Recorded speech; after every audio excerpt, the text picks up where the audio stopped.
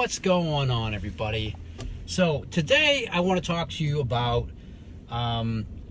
teachings that were in the Old Testament that Jesus did not speak about, but however Christians say because it's in the Old Testament, that's why it needs to be adhered to and it needs to be followed today. So what got me thinking about making this video was I just passed a church, and out front of it, it had a gay pride flag, right? Had the rainbow flag. And so they're obviously one of the, like a Universalist church, or one of those churches that, you know, is accepting of them. And so, I mean, do I personally have a problem with it, with, you know, the LGBT community? No, I don't. You know, there's no issue for me, but many Christians, many religious folks do have a problem with it, and the basis for them having a problem with it is they say, well, the Old Testament says that it's an abomination. And so that got me thinking about that, and it got me thinking about how even Jesus doesn't mention, like, the Ten Commandments. I mean, Jesus never spoke out against homosexuality. I mean, there's lots of things that he didn't speak out against.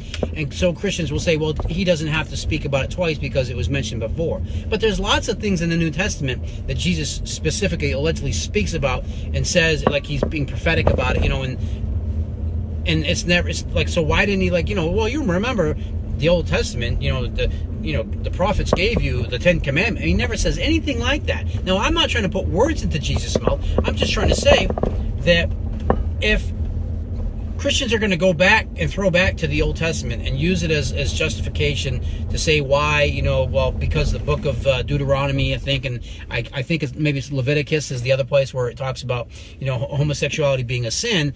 That was for that time. But Christians say, no, it's not for that time. The Bible and God are the same as they were yesterday, as they are today. It's no different. Or he's the same as today as he was yesterday, I guess is what I was trying to say. So, I mean, what gives? When you look at that information, you're like, okay, well, all right, Jesus never really mentions, I mean, again, but he did say that, you know, nothing in the Old Testament should be abolished. He didn't come to abolish the law, but he came to fulfill it. Well, whatever that really particularly means, I don't really know. But I'm sure Christians will have a take on that as well. I think what they mean when they interpret it that way, he came to fulfill, it meant he came to die, even though that's not a teaching that existed in the Old Testament, that the Messiah was supposed to die. But then they say, oh, well, no, yes, it was, because it talks about in Isaiah, in the book of Isaiah, it talks about Jesus being the suffering servant. It's like, that's not talking about Jesus. That's talking about Israel.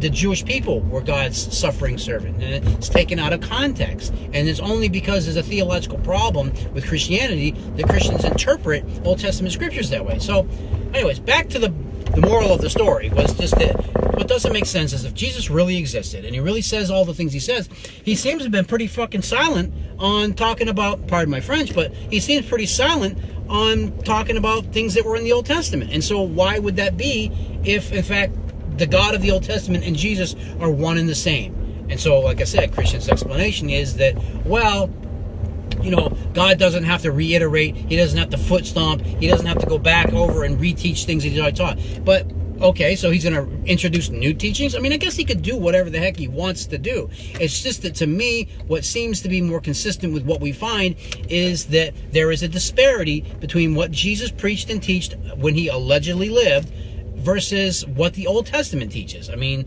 a friend of mine often has said that, well, yeah, you know, Jesus never spoke out about this, he never spoke out about that.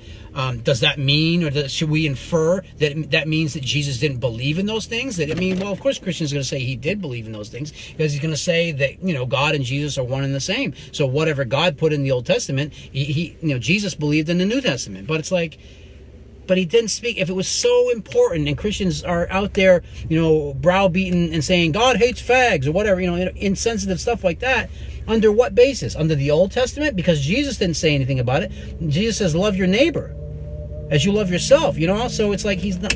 So there's a disparity in those teachings. Now, I know Christians will look at it and say, well, it's an apparent issue. You know, what you're trying to put words into Jesus. No, I'm not. I'm trying to say that there's an absence of words in Jesus in his alleged life and teachings that existed, that and things that don't coincide or don't reconcile with the Old Testament. I mean, there was things that are preached in the Old Testament that Jesus never preached about. So if it was that important to put in the Old Testament, why didn't it show up in the New Testament and have it attributed to things that Jesus said? Well, obviously because Jesus didn't say those things. So then what did Jesus say? And when we do a survey of the New Testament of what Jesus actually in fact did say, he's not saying stuff from the Old Testament. So there becomes a big question mark as to why did Jesus believe those things? Did he not believe those things? Well, first of all, we'd have to, agree that Jesus actually really existed. Now, I know that's very controversial, and Christian apologists would say, well, there's very few people that believe that Jesus didn't exist.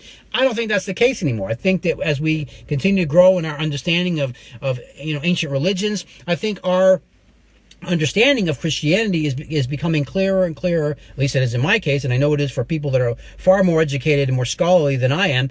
It's becoming clearer what exactly it is that we're dealing with. What is Christianity? What cloth is it cut from? And what can we attribute it to? And we can say it's myths and legends and folklore and things like that. So I think there is a disparity between the Old Testament teachings and Jesus' teachings. And I think it becomes apparent when you see that there's things that Jesus was silent on. And I'm not saying, because people would say this is what my presupposition is that I'm supposing that Jesus had to reiterate things that were in the Old Testament. That's really the premise of what I'm saying here.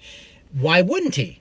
If that stuff was old enough to be important enough to be mentioned in the Old Testament, why wouldn't it be re-mentioned in the New Testament? And then all this new stuff that's coming out, and the teachings are kind of at odds with what the Old Testament God and the way he was very fire and brimstone and very vindictive and revengeful, and vengeance is mine, saith the Lord, and that sort of thing. And then we've got this new image of God in the New Testament. If you've ever seen it in this light, it's a new image of God that's contrary. It's like God has softened his tone, or that sort of thing. So anyways, I'm just going to make it a short video. I think I got that concise to what I'm trying to communicate, that I believe there is a disparity between Old Testament teachings and the things that Jesus taught in the New Testament, and I'm trying to figure out, well, why that would be. Why would Jesus be silent on important issues that were preached and taught in the Old Testament, but all of a sudden now in the first century, this stuff isn't important. All of a sudden now Paul's teaching that circumcision isn't important. All these things, and it's only because did Jesus say circumcision wasn't important? I think you'd have to go and look. I don't believe that he did. So I believe that Paul's teachings are at odds with Jesus' teaching. So anyways, maybe all of this is just a figment of my imagination and none of what I'm saying is true. But I think if you take just a surface read and you don't infer Christian theology and dogma into the text, this is what you come up with, that they're at odds with one another. So see you next time.